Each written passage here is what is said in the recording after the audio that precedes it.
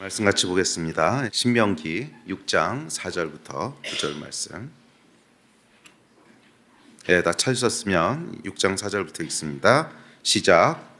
이스라엘아 들으라. 우리 하나님 여호와는 오직 유일한 여호와이시니 너는 마음을 다하고 뜻을 다하고 힘을 다하여 내 하나님 여호와를 사랑하라. 오늘 내가 내게 명하는 이 말씀을 너는 마음에 새기고 내 자녀에게 부지런히 가르치며 집에 앉았을 때든지 길을 갈 때든지 누워 있을 때든지 일어날 때든지 이 말씀을 강론할 것이며 너는 또 그것을 내 손목에 매어 기호를 삼으며 내 미간에 붙여 표로 삼고 또 내 집 문설주와 바깥문에 기록할지니라. 아멘. 지난주에 이어서 쉐마 본문을 살펴보겠습니다. 쉐마 본문이라고 하는 것은 오늘 이 신명기 본문 말씀에다가 신명기의 또 다른 구절 몇 구절, 또 출애굽기, 민수기에 있는 몇 구절을 더해서 이제 구성한 기도문입니다. 유대인들이 가장 중요하게 생각하는 기도문이고요.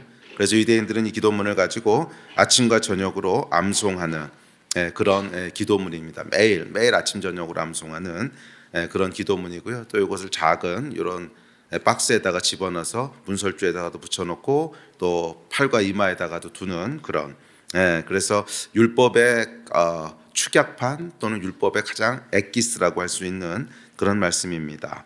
자, 쉐마 본문은 지난주에 살펴보았듯이 들으라 이스라엘로 시작합니다.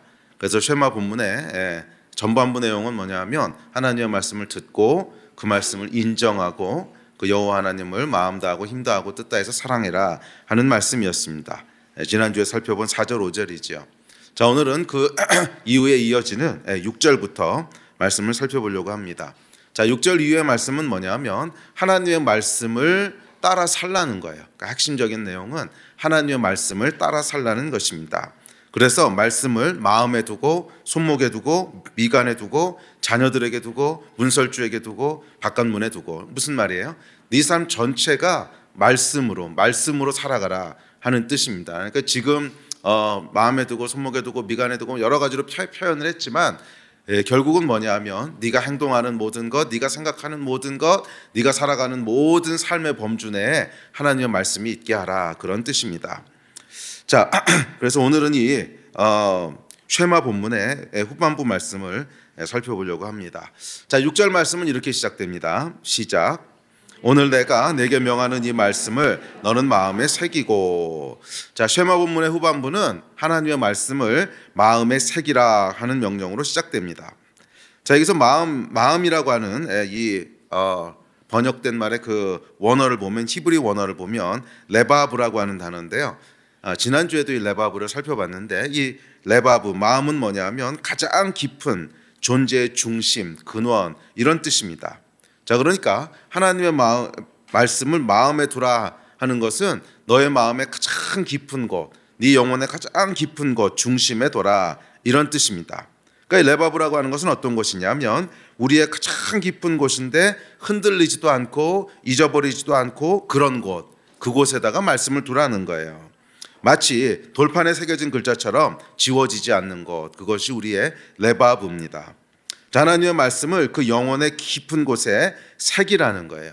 하나님의 말씀을 절대로 잊어버리지도 않고 절대로 흔들리지도 않는 네 영혼의 가장 깊은 곳에 둬라, 새겨라, 그런 말씀으로 시작합니다. 그러니까 뭐냐면 하나님의 말씀을 항상 기억하고 늘 옆에 두고 잊어버리지 말고 되새기고 하라는 뜻입니다. 자, 그렇다면 이 말씀을 어떻게 우리가 마음에 새길 수 있을까? 어떻게 말씀을 마음에 둘 수 있을까? 자, 이 말씀을 마음에 두기 위해서는 순서가 있습니다.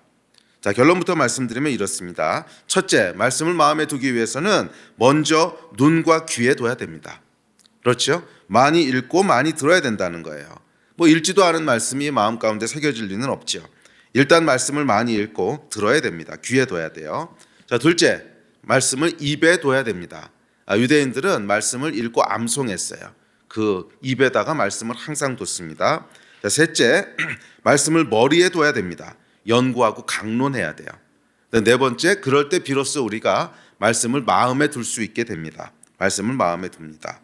그리고 다섯째, 이 말씀을, 마음에 둔 말씀을 삶 전체에 두는 거예요. 내 삶에 들어오고 나가는 곳에, 내 손목에, 내 미간에, 하여간 내 삶의 모든 영역 가운데 그 말씀을 둡니다. 그리고 마지막 6번째, 말씀을 세상에 두는 거예요. 자녀들에게 전수하고 또 필요한 사람들에게 전파하고 말씀을 세상에 두는 겁니다. 이것이 말씀을 두는 순서예요. 자, 순서가 어떻게 된다고요? 먼저 우리의 눈과 귀에 둬야 돼요. 그리고 입에 두십시오. 그 다음에 머리에 두십시오. 머리로 이해를 해야 될 거 아니에요.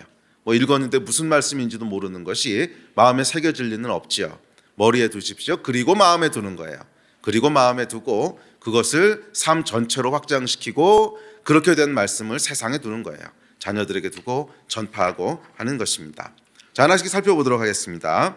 자, 첫째, 말씀을 대하는 첫 번째 순서는 눈과 귀에 말씀을 두는 것입니다. 말씀을 많이 읽고 가까이 하라는 거예요. 그렇죠? 읽지도 않은 말씀이 마음에 새겨질 리는 만무합니다. 마음에 새겨지기 위해서는 먼저 많이 읽고 많이 말씀을 들으셔야 돼요. 우리의 눈과 귀에 말씀을 둬야 됩니다. 자, 그것이 7절부터 9절까지의 말씀이죠. 자, 7, 8, 9절 다시 한번 보겠습니다. 시작. 집에 앉았을 때에든지 길을 갈 때에든지 누워 있을 때에든지 일어날 때에든지 이 말씀을 강론할 것이며 너는 또 그것을 내 손목에 매어 기호를 삼으며 내 미간에 붙여 표로 삼고 또 내 집 문설주와 바깥문에 기록할지니라.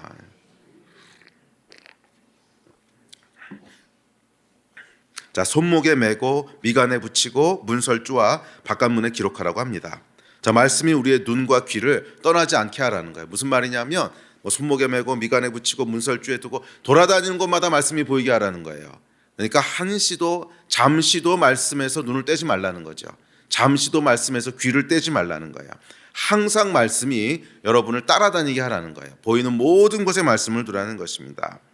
자, 우리 마음은 여러분 보고 들은 것, 우리 눈과 귀를 통해서 들어온 것에 의해서 결정됩니다. 그러니까 여러분의 눈과 귀에 무엇을 두느냐 하는 것이 결국 우리 마음에 두게 되는 거예요. 그렇죠?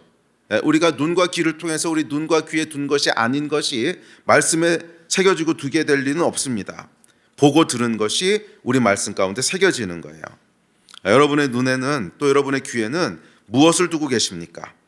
그것이 곧 여러분의 말씀에 새겨지게 될 겁니다.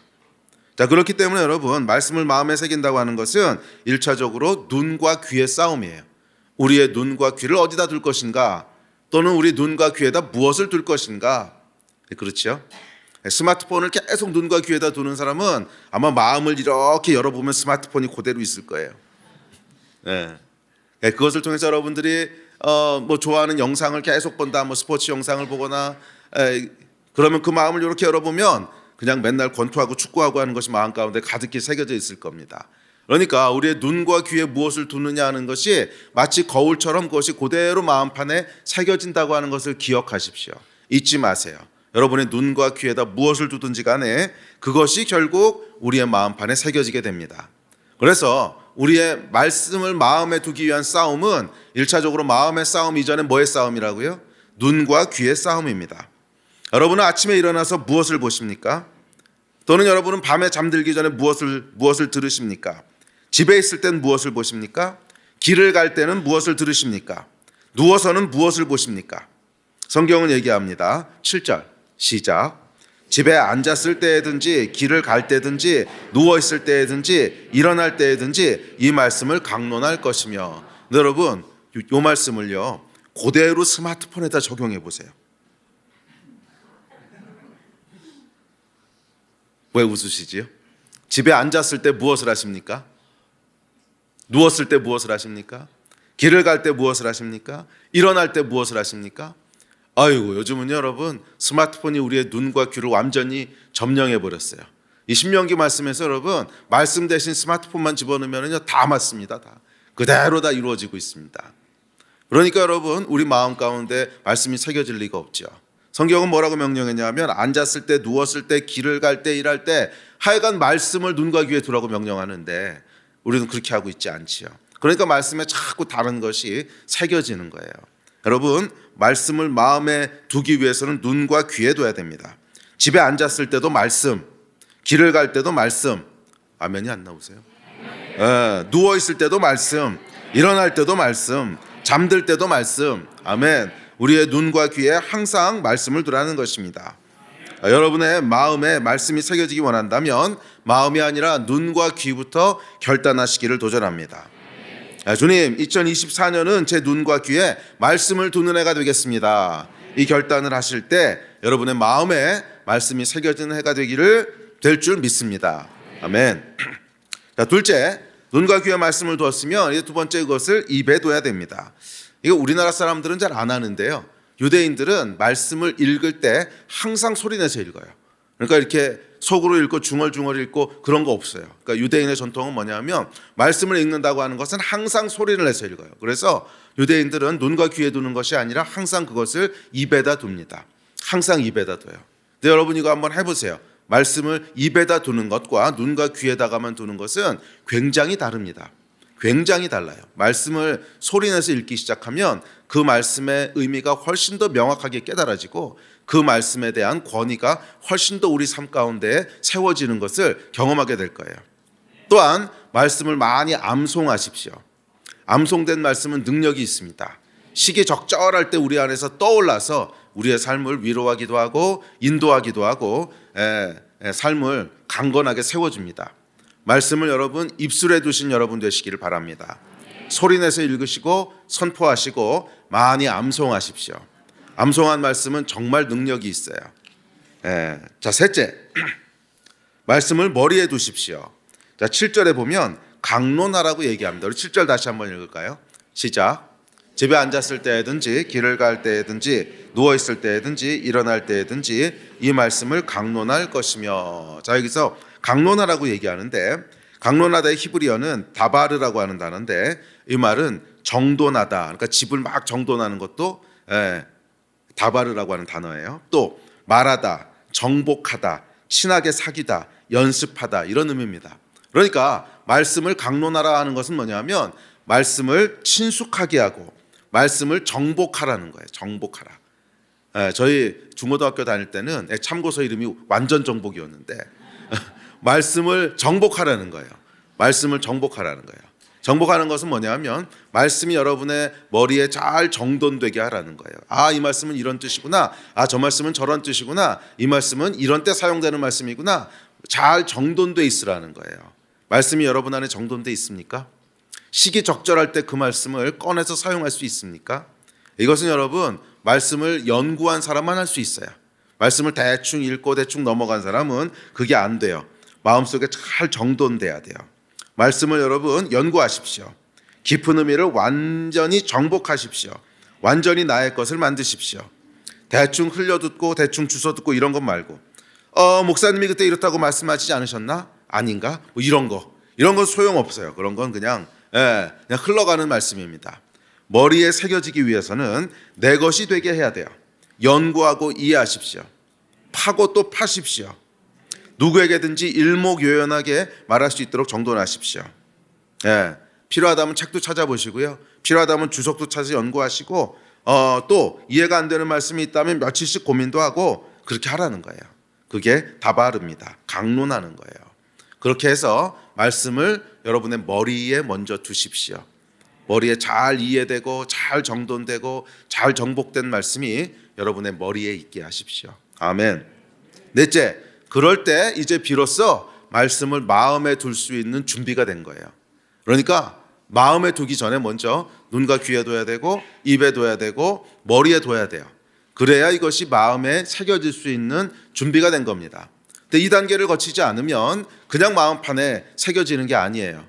말씀이 마음에 새겨지기 위한 준비 단계는 뭐냐면 그 말씀을 가지고 많이 씨름하셔야 된다는 거예요. 많이 읽고 많이 묵상하고 많이 암송하고 많이 그 말씀 가지고 씨름하고 이게 도대체 무슨 뜻일까? 이 말씀은 왜 이해가 안 될까? 이 말씀은 왜 내 삶에 적용이 안 될까? 많이 고민하고 많이 씨름하고 해야만 마음에 새겨질 수 있는 준비가 돼요.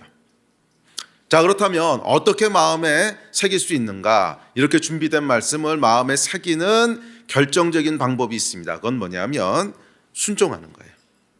그래서 말씀을 마음에 새긴다고 하는 것은 그것과 동의어는 뭐냐면 말씀을 순종하는 겁니다.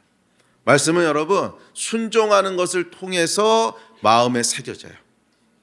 잘 한번 둘러보세요. 여러분 마음 가운데 깊게 새겨진 구절들이 몇 구절이 분명히 있을 거예요.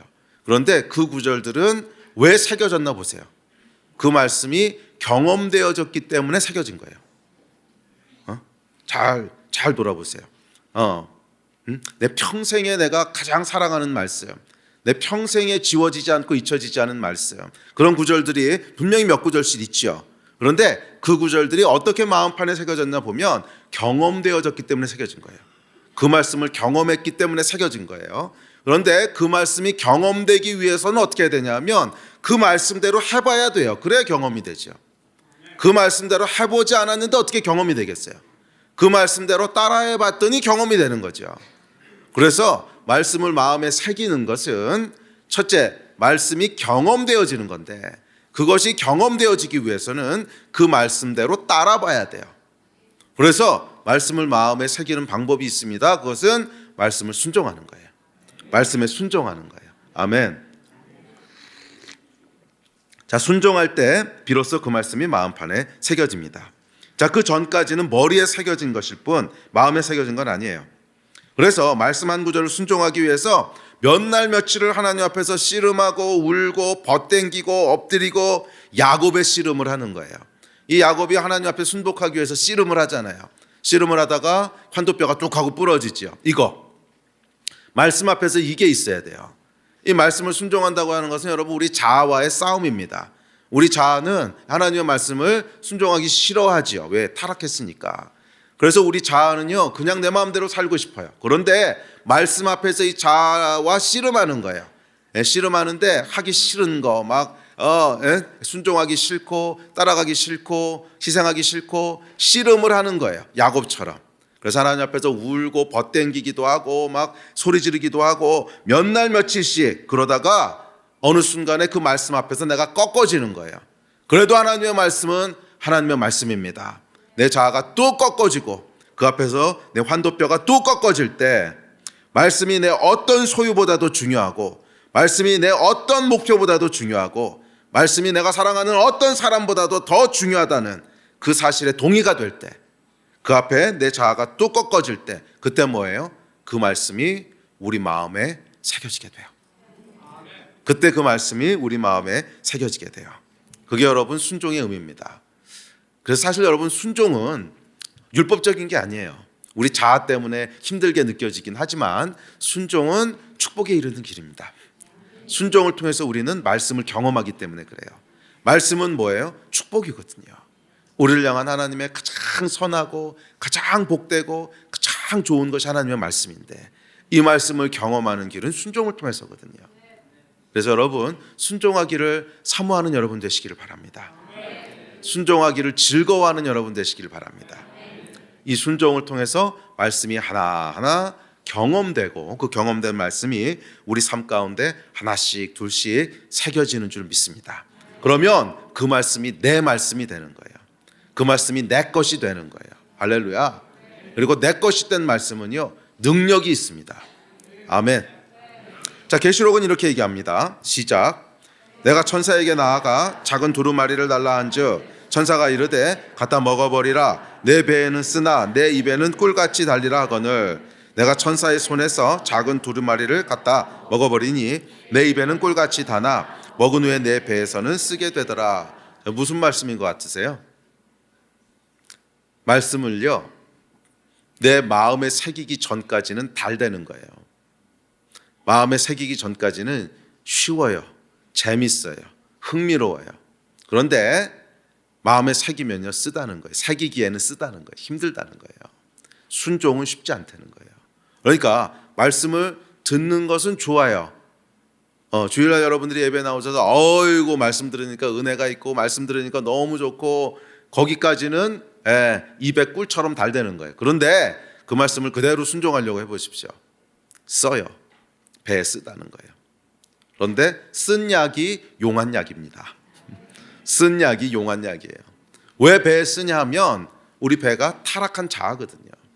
우리가 죄 가운데 있는 자아이기 때문에 그곳에 정말 살아계신 하나님의 말씀이 들어오면 쓴 거죠. 순종하는 것은 힘들다는 거예요. 마음에 두려면 여러분 쓰다는 거예요. 씨름이니까. 그러나 말씀은 이 쓴 과정을 통해서 마음에 새겨져야 돼요. 그리고 그렇게 마음에 새겨진 말씀만 내 것입니다. 말씀이 여러분의 것이 되시기를 바랍니다. 아멘. 자, 이어지는 8절과 9절. 말씀을 이제 내 마음에 뒀으면 내 삶에 두십시오. 내 삶 전체로 확장시키시라는 거예요. 8절과 9절입니다. 시작. 너는 또 그것을 내 손목에 매어 기호를 삼으며 내 미간에 붙여 표로 삼고 또 내 집 문설주와 바깥문에 기록할지니라. 자, 마음의 말씀을 새겼으면 이제 그 말씀이 내 삶의 모든 것을 주관하게 하라는 것입니다. 손이라고 하는 건 뭐를 상징하냐 하면 내가 하는 모든 일을 상징합니다. 그렇죠. 우리가 일할 때는 항상 손을 사용하죠.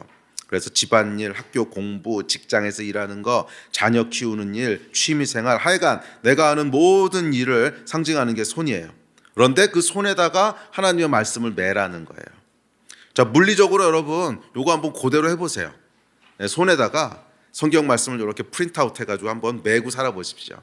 무슨 효과가 있을 것 같으세요? 뭐 할 때마다 걸리적거리지 않겠어요? 뭐 할 때마다 눈에 띄지 않겠어요? 예. 스마트폰을 여러분 오른손으로 보시면 오른손에다 한번 말씀을 매보시고 왼손으로 보시면 왼손에다 말씀을 한번 매보세요. 아, 이쪽이 왼손이구나. 그러면 여러분 딱 스마트폰을 들 때마다 뭐가 보이겠어요? 말씀이 보입니다. 예. 예. 자, 이 물리적으로 물론 뭐에다 손목에다 메고 다니라는 건 아니지만 이렇게 하라는 거예요. 네가 하는 모든 일들을 말씀의 감시하에 두라는 거예요. 말씀의 통치하에 두라는 거예요. 한 번 더 생각하라는 거예요. 그 일을 행하기 전에 아이고 이거 하나님이 해도 된다 그런 건가? 하지 말라 그런 건가? 이것은 하나님을 기쁘시게 하는 건가? 아니면 하나님을 근심케 하는 건가? 하기 전에 뭔가를 행하기 전에 한 번 더 생각하라는 거예요. 그게 손목에 매는 것입니다. 그래서 진짜 물리적으로 손목에 매놓으면 한 번 더 생각하지 않겠어요? 뭔가 스마트폰을 보려고 하다가 아유 이건 하나님 근심하시는 건데 안 하게 되고 또 뭔가를 내가 하려고 하다가 아유 이건 하나님이 하지 말라 그러신 건데 안 하게 되고 그러니까 어떤 일을 하든지 간에 손이라고 하는 것은 내가 행하는 일이라 그랬죠. 어떤 일, 뭐 집안일이든 학교일이든 무슨 직장일이든 자녀 키우는 일이든 약간 무슨 일을 하든지 간에 한 번 더 생각하라는 거예요. 하나님의 말씀의 감시하에 행하라는 거예요. 말씀의 통치 아래 행하라는 거예요. 그것이 손에 두는 것입니다. 자, 미간에 두는 건 뭘까요? 미간에 둔다고 하는 건 당연히 생각이죠. 우리의 생각, 내 가치관. 그러니까 말씀이 나의 생각과 가치관이 되게 하라는 거예요. 하는 일뿐만이 아니라 내 생각도 말씀의 지배를 받게 하라는 것입니다. 성경적 가치관 위에 생각과 사고를 세우십시오. 성경이 옳다고 한 것이 성경이 옳다고 한 것이 나에게 옳은 것이고 성경이 악하다고 한 것이 내가 생각하는 악한 것이고 하여간 성경이 내 가치관의 기준이 되게 하시고 성경이 내 세계관의 기초가 되게 하라는 거예요. 그러니까 내가 생각하는 모든 것, 내가 가지고 있는 가치관이라고 하는 건 뭐냐면 무엇은 중요하고 무엇은 덜 중요하고 무엇은 악하고 이런 것들. 그것이 무엇 위에 있어야 돼요? 성경 위에 있어야 돼요. 그러니까 성경에서 가치가 있다고 말하는 것이 내가 생각하는 가치 있는 것이고 성경에서 가치 없다고 하는 것이 내가 생각하는 가치 없는 것이고 미간의 말씀을 두라는 거예요. 내 가치관, 내 생각이 성경 위에 세워지게 하라는 거예요. 성경 위에 세워지게 하라는 거예요. 네. 자, 성경이 여러분의 가치관이 되게 하시고 성경이 여러분의 생각이 되게 하십시오. 근데 이게 여러분 생각보다 이게 안 된 크리스천들이 정말 많습니다. 여전히 세상 가치관을 가지고 삽니다. 세상에서 중요하다 그런 것이 중요해요. 세상에서 가치 있다고 하는 것이 가치 있어요. 여전히 미간의 말씀을 둔 사람을 찾기는 참 어려워요. 참 어려워요. 말씀을 미간에 두지 않는 것입니다. 그냥 집에 두고 다니든지 가방에 넣고 다니든지 뭐 그렇지 말씀을 미간에 두지 않아요. 말씀을 여러분들의 미간에 두는 한 해가 되기를 축복합니다. 성경의 가치관과 여러분의 가치관이 일치되는 한 해가 되기를 축복합니다. 성경에서 중요하다고 한 것이 내 삶에도 중요한 것이고 성경에서 가치 없다고 한 것이 나에게도 가치 없는 것이 되는 그런 축복이 있기를 주의 이름으로 축원합니다. 그것은 언제 그렇게 되는 거예요? 말씀을 끊임없이 여러분 마음에 새길 때, 말씀을 끊임없이 마음에 새길 때 그 말씀이 확장돼 가는 거예요. 우리 삶으로. 아멘. 셋째, 문설주에 두라고 합니다. 문설주는 문틀이죠. 문틀인데 자, 문틀은 들어오고 나가는 통로죠. 그러니까 무슨 말이냐면 나에게 들어오는 것도 말씀을 통과해서 들어와야 되고 나에게서 나가는 것도 말씀을 통해서 나가게 하라는 거예요. 자, 내게 들어오는 모든 것들이 있습니다. 정보들. 내가 읽은 것, 내가 들은 것, 또 경험한 것. 예. 자, 예를 들어서 내가 뉴스를 봤어요. 그러면 이 뉴스에 나타난 그 어떤 사실을 가지고 분노하거나 기뻐하거나 하기 이전에 그것이 말씀을 통과해서 나에게 들어오게 하라는 거예요. 무슨 뜻이에요? 이것의 영적인 의미는 뭔가? 이 사건에 대해서 하나님은, 성경은 뭐라고 평가하는가? 말씀을 통해서 여러분 안에 들어오고 말씀을 통해서 여러분 밖으로 나가게 하시라는 거예요. 그냥 아무 필터링 없이 그냥 그것이 여러분 안에 들어와서 분노를 일으키고 기쁨을 일으키고 이렇게 두면 안 되고 그것이 필터되어야 된다는 거예요. 하나님의 말씀을 통하여. 그러니까 집 문틀에다가 말씀을 뒀잖아요. 그러니까 문틀이라고 하는 것은 여러분 삶의 문틀을 말하는 거죠. 네. 그러니까 여러분 집 안으로 들어오는 모든 것은 말씀을 통해서 들어와야만 돼요. 또 여러분을 통해서 나가는 모든 것은 말씀을 통해서 나가야 돼요. 그렇게 하라는 거예요. 여러분에게 들어오는 것들이 필터링 없이 그냥 들어오게 하지 마십시오. 어떤 경험이든 어떤 정보든 뭐 학교에서 배우는 것도 마찬가지입니다. 학교에서 배우는 것도 아무 필터링 없이 그냥 교과서에 나왔으니까 이렇게 받아들이면 안 돼요. 말씀을 통해서, 말씀을 통과해서 받아들여야죠. 성경이 아니라 그러면 아닌 거고요. 예. 아무리 세상이 아니라 그래도 성경이 맞다 그러면 맞는 거고, 성경을 통해서 여러분의 삶 가운데 들어오게 하고 성경을 통해서 여러분의 삶에서 나가게 하십시오. 그러니까 여러분 삶에서 나가는 것도 단순히 여러분 안에 있는 생각이나 감정이 아무 필터링 없이 나가면 안 되고 성경을 거쳐서 나가게 하십시오. 어떻게 하라고 하나님 말씀하셨나? 용서하라고 하셨잖냐? 온유하라고 하셨잖냐? 약간 필터링 돼서 나가게 하시라는 거예요. 그것이 문설주에 두는 것입니다. 하여간 모든 여러분 안에 들어오고 나가는 정보들과 선택들과 행동들이 말씀을 통해서 필터링되고 재해석되도록 하라는 것입니다. 자, 마지막으로 바깥 문에 두라고 합니다. 자, 이 문이라고 하는 것은 우리하고 유대인들하고는 조금 상징하는 게 다른 것 같아요. 그러니까 유대인들은 문은 뭐냐 하면 삶 전체를 항상 상징합니다. 그래서 시편에도 보시면 들어오고 나가는 것을 지키시며 이러시잖아요. 들어오고 나가는 것을 지키신다고 하는 게 뭐예요? 내 삶 전체를 지키시며 이런 뜻이거든요. 그래서 신명기에서도 그렇고 시편에서도 그렇고 이 문을 통해서 들어오고 나간다고 하는 것은 내 삶의 전체, 그러니까 내가 들어오고 나간다고 하는 건 뭐예요? 내가 생활하는 삶의 영역을 나타내는 거죠. 들어옵니다. 그러니까 집안에서 내가 살아가니까 이게 내 삶의 영역이고, 나가서 또 어딘가 활동해요. 그러면 거기가 내 삶의 영역이고, 그래서 들어오고 나간다고 하는 것은 유대인들은 표현을 그렇게 하는 거예요. 내가 행동하고 살아가는 내 삶의 모든 영역, 그것을 들어오고 나가는 곳이라고 표현하는 거예요. 그래서 문에다가 말씀을 두라고 하는 것은 결국 뭐예요? 내 삶의 모든 영역 가운데 하나님의 말씀을 두라는 거예요. 집안에도 하나님의 말씀을 두고, 바깥에도 하나님의 말씀을 두고, 학교에서 살아가는 것도, 직장에서 살아가는 것도, 교회에서 살아가는 것도, 하여간 내 삶 전체에 하나님의 말씀을 두라는 거예요. 하나님의 말씀이 저와 여러분의 삶, 들어오고 나가는 모든 삶을 통치하고 다스리게 되기를 축복합니다. 교회에서만 하나님의 말씀이 우리 삶을 통치하는 것이 아니라 들어오고 나가는 모든 곳, 집안에 있을 때도, 침상에 누워 있을 때도, 학교에서 공부할 때도, 직장에서 일할 때도 항상 하나님의 말씀이 저와 여러분의 삶을 통치하고 다스리고 그렇게 되기를 주의 이름으로 축복합니다. 그게 뭐라는 거예요? 복이라는 거예요. 복. 신명기 말씀의 마지막 결론은 이제 뒤에 가보면 결국 복이라는 거거든요. 하나님의 말씀을 지키면 복이 있다는 거거든. 이 말씀이 저와 여러분의 삶을 지배할 때 결국 복이 있을 거예요. 우리의 개인의 삶에도 복이 있을 거고, 가정에도 복이 있을 거고, 직장에도 복이 있을 거고, 학교에도 복이 있을 거고, 복이 있을 거예요. 들어오고 나가는 모든 곳에 여호와의 복이 충만하기를 주의 이름으로 축원합니다. 그러려면 어떻게 해야 돼요? 말씀을 마음에 새기고 그 말씀이 여러분의 삶의 모든 것을 주관하게 하십시오. 할렐루야. 할렐루야. 아멘. 자, 마지막으로 여섯 번째, 말씀을 이번엔 세상에 두라는 거예요. 자, 7절입니다. 시작. 내 자녀에게 부지런히 가르치며 집에 앉았을 때든지 길을 갈 때든지 누워 있을 때든지 일어날 때든지 이 말씀을 강론할 것이며. 자, 말씀의 마지막 여섯 번째 단계는 뭐냐면 말씀을 세상에 두는 것입니다. 말씀을 자녀들에게 두라고 명하죠. 자, 여기서 자녀라고 표현을 했지만 이 자녀는 물론 1차적으로는 육신의 자녀입니다. 그래서 여러분들의 육신의 자녀들에게 말씀을 부지런히 전수하십시오. 그런데 조금 더 확장시켜서 적용하는 것이 가능합니다. 왜냐하면 그 당시에는 여러분 말씀을 전해야 될 대상이 자녀들밖에 없었어요. 왠지 생각해 보세요. 이방인에게 복음이 전해진 때가 아니잖아요. 그러니까 유대인 바깥으로 말씀을 전하는 때가 아닙니다. 유대인 안에만 말씀이 있을 때예요. 그리고 성인들은 이미 말씀 교육을 다 받은 사람들이에요. 그러니까 말씀을 들을 필요가 있는 사람들은 누구예요? 어린아이들밖에 없는 거예요. 그래서 자녀들이라고 특정을 했지만 오늘날로 적용을 한다면 육신의 자녀들, 물론 1차적으로 중요합니다. 플러스 말씀이 필요한 모든 사람들이란 뜻이죠. 네. 그러니까 그 당시에 자녀들은, 아이들은 말씀이 아직 안 들어간 그런 유일한 존재였거든요. 자, 그러니까 이것을 오늘날로 조금 확대 적용한다면 말씀이 필요한 모든 사람 가운데 말씀을 전파하라는 거예요. 그래서 마지막 6번째 단계는 말씀을 세상에 두는 것인데 그것은 말씀을 전수하고 전파하는 겁니다.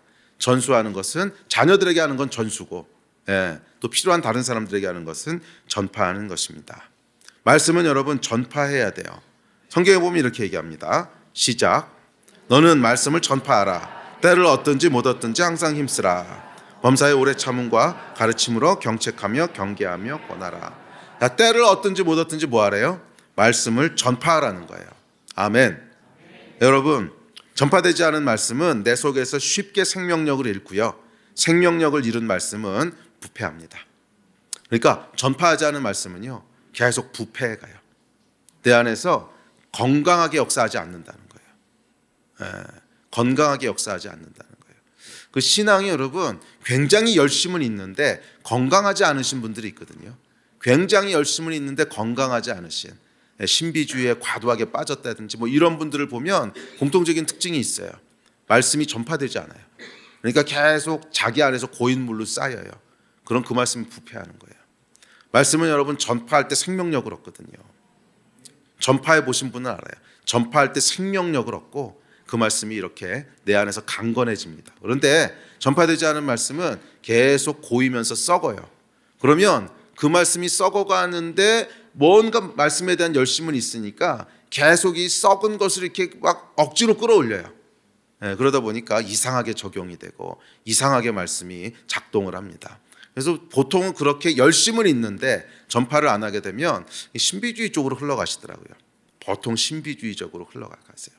왜? 말씀에 대한 열심은 있는데 이 말씀을 어디다 써야 될지는 몰라. 그러니까 자꾸 이상한 곳에 사용하는 거죠. 말씀은 전파돼야 돼요. 말씀은 세상에 두라 그랬어요. 자녀에게 전수하고 또 필요한 사람에게 전파하십시오. 자, 이 말씀은 여러분 말씀은 가르치고 전할 때 더욱 내 것이 됩니다. 그렇죠?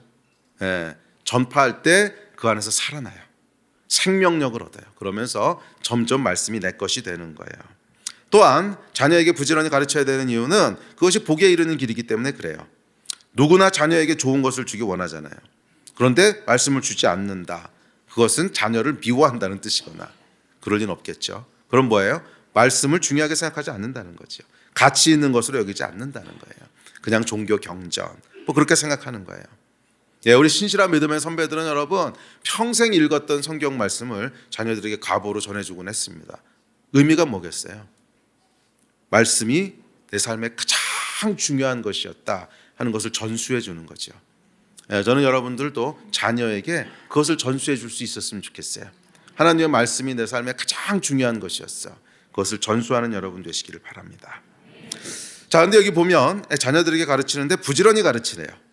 자, 부지런히의 히브리 원어를 보면 샤난이라는 단어인데 이 단어가 참 재밌습니다. 이게 부지런히, 그러니까 저희는 반복적으로 열심히 이런 뜻이라고 생각을 하는데 이 샤난의 원뜻은 뭐냐면 자주라는 뜻은 오히려 없어요.